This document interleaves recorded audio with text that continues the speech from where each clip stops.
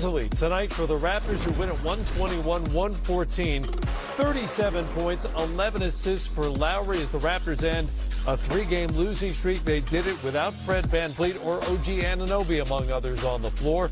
Pascal Siakam had 39 for the Raptors, and the night did not go well for the defending world champion LA Lakers, who lose for the 6th time in 7 games.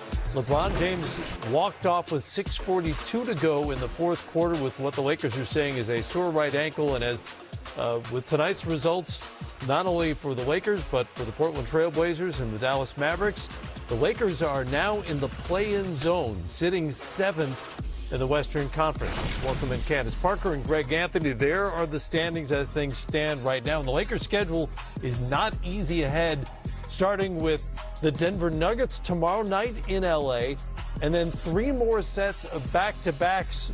Candace, you know Laker Nation well. How concerned should folks be out there? Well, I think they should be concerned with the fact that LeBron has a sore right ankle. You know, if he aggravated that, it could definitely be a blow with not much time left. But at the same time, you know, I think that LeBron and AD, if they are healthy and they're able to be out there, I wouldn't count them out just yet. I know they've lost 6 of 7, but a lot of the mistakes and, you know, it's from rust, but it's also from committing to the defensive end.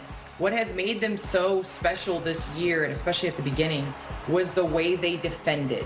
And the Lakers of old, at the beginning of the season, I don't know if would let Siakam and Kyle Lowry both go off in this game. Yeah, the Lakers still have the #1 defensive rating in the NBA. You wouldn't know it by tonight's performance necessarily, because Toronto just kind of ran roughshod all over them. What in your mind is going on with the Lakers? Is it the lack of continuity with the players coming and going, the new parts, the old parts returning, or is something else happening? I do think there's a little bit more to it than just that. And listen, when you watch the way this game was played, they were just always a step behind. There was no sense of urgency. The last 4 or 5 minutes, I thought, was the hardest they played the whole game, where the effort level was higher, and they were starting to at least match what Toronto was doing, but the damage had been done. And so I think if you're Frank Vogel, you want to figure out a way to get those guys going. And then, listen, Anthony Davis has got to be better. Yeah. You know, 5 of 16 is not going to get it done. And, you know, that's got to improve. He's been back a lot longer than LeBron has. So LeBron didn't look great either. He had 5 turnovers in the game. But he seems to, for me, I thought his timing was just really off. Now, he's got to bring more from a defensive standpoint as well. But that's their thing. You talked about it. They're not the defensive team that they were early in the season. Yeah. The intensity's not there. Now, some of that is when you're defending champ, you can be bored, but they should be concerned with the fact that they're a 7 seed. Right. And the fact that they right now could potentially find themselves in a play-in game, which I don't think anybody, even with the injuries, thought would be the case. I could see boredom maybe back in January. Yeah. Now that they're fighting for seedings in the West, that's not really an excuse, especially with all the new parts out there. Boredom's the least of their concerns, you would think. It is, but what happens is it's not a light switch. So, like, I think that in their minds, they're trying. Yeah. But they're nowhere near where they've been when they played well. And so it's going to take some time. And then the other thing, again, this is not about excuses. This is a reality. They don't have practice time to work on the bad habits. So it's going to be a challenge for them. And I would be more concerned. Like, watching them tonight, the fact that Anthony Davis is not having any impact in the paint defensively. Like, yeah. I don't think, watching that game closely, he was not a factor. You know, there were so many times where he didn't leave his feet and Toronto was playing above him. And so that's got to change as well. So they do have some serious concerns with how they're playing right now. And then obviously if this issue with LeBron's ankle is significant, then you know, you can cancel any opportunity of them having a chance to repeat if he is not able to go out and play at a high level. And offensively, as you mentioned, Anthony Davis is not having much of an impact either. The shooting now, 6 games into his return, is somewhere 40%, maybe a little below that. I think he's now 4 of 23 from three-point range in those games as well. On the other hand, full credit to the Toronto Raptors, who are still alive for the playoffs in the Eastern Conference, tough as that might be for them. Still fighting, and Kyle Lowry put on a show tonight at Staples Center. Afterward, he spoke with our Grant Hill. Kyle, what a tremendous performance, first of all, by you tonight. I know you're 35 years old. You look like you were 22 out there. You have a career high in three-pointers made. You made 8 from the three-point line, but just 37 points. I mean, just talk about your play and what you were trying to accomplish here tonight against the world champion Lakers. First of all, I want to shout out my man Chip Hart, his wife. She's just remitted in breast cancer, and cancer, so she's in stage 4 cancer. So I want to say we're going to fight this one together, and, you're in my prayers. For me tonight, it was just, go out there and play hard. And I know we're in a situation where we're not, in the top of the league. We're just fighting to try to get to that 10th seed. But, all you could do is go out there every single night and play hard. And, I've had a lot of rest lately. And, I just want to do what I could do to help my team as best I can continue to get better. Well, you played hard, and your running mate, Siakam, was sensational as well. Just talk about how aggressive and attack mode that he was from start to finish.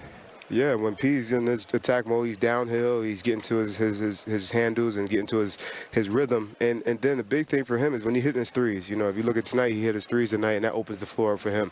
That gives him his confidence. But his speed, his handle, his spin move, and the jump shot's falling. And I just feel like he just, had his confidence tonight. He's playing against one of the best players, 2 of the best players in the world, LeBron and AD. He got to get his mojo going. It's been a tough year. You had a lot of injuries. You guys have been in Tampa all season away from home. Yeah. But you guys have competed every night. You guys compete. You play hard. Obviously, you've had great leadership. Nick Nurse, his style of play. But just talk about, how you guys have sort of weathered the storm, endured this season, and continue to compete here down the stretch. It's been extremely difficult, with COVID and us not being able. We haven't been in Toronto since February of 19, I believe, or 20, whatever it was. I can't even remember, 20.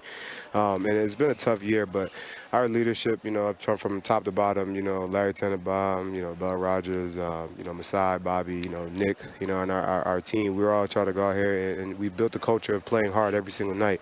And we just continue to try to, push ourselves to the next level. And, Coach has said lately, every day, let's try to find some type of excellence. And that's practice, shooting, shoot around, film. Let's continue to build some type of excellence every single night. Well, you were excellent tonight. Congratulations. Looks like you have about 7 more years left in that body, man. So good luck the rest of the way. Thank you, G. I appreciate you, legend. Thank you. All right. Well, who knows what the future holds for Kyle Lowry, but if somebody out there is thinking about him maybe next season, they got an eyeful tonight because he was great. Candace, what has he meant to this franchise in this weird season in particular, but over the last few seasons as a leader on that team, not just a productive player, but as a leader for that franchise?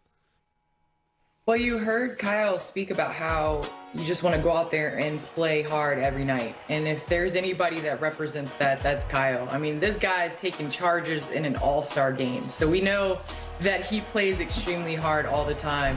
Like you said, he's had some rest as of late, and which allowed him to go out and play free and fresh. And so I think just as the point guard, he is that guy that sets the tone. He's the one that starts the offense, and he's the one that starts defensively where he picks up on the floor. And we've seen Toronto in their success and their championship run. He was very instrumental in that. And so I think that, a culture is what you build, not necessarily in the results. It's how you handle yourself every single day. And I mean, he is that for the Raptors. Obviously he's a talented player, GA, and you need talent to win basketball games, but sometimes you also need a guy with his kind of competitiveness. And that was very much on display tonight. Yeah, in the leadership. Like, Kyle's got a sense of the moment. And you saw it tonight, like time and time again, the Lakers rallied. They put some pressure on Toronto, and the ball would end up in his hands, and he'd be able to make a play, whether it be a shot or a hard drive that allowed them to get the ball moving to get the Lakers in rotation. So I actually think he's going to be back in Toronto. I think that they will re-sign him. I think they want him because of what he's meant. I think he's second all-time in scoring, first in assists for this franchise. I think they want him to be able to retire a Raptor. Obviously, the financials will have to get worked out. Sure. but I really do think he'll end up there. And listen, they're 2.5 games out of that 10 spot with a lot of opportunities coming up. And, you know, if they can get Van Vliet back and the way he and Siakam played tonight, boy, listen, they were the two best players on the floor. I can't remember the last time I saw a basketball game what the Lakers had Anthony Davis and LeBron James on the floor, and the other team had the two best players in the game. Because Siakam and Lowry were terrific tonight on both ends, and that's been the difference in this game, and that's going to have to be the difference for them moving forward if they want to kind of sneak themselves into that play-in. Weird box score, too. 76 points from Lowry and Siakam tonight. The rest of the Raptors starting lineup combined had 4, including bagels for Stanley Johnson and Malachi Flynn. They didn't score at all, and they still managed to win the game fairly comfortably, 121-114. Great night for the Raptors, who are still in it in the East, and danger for the LA Lakers right now. There's a flashing light out.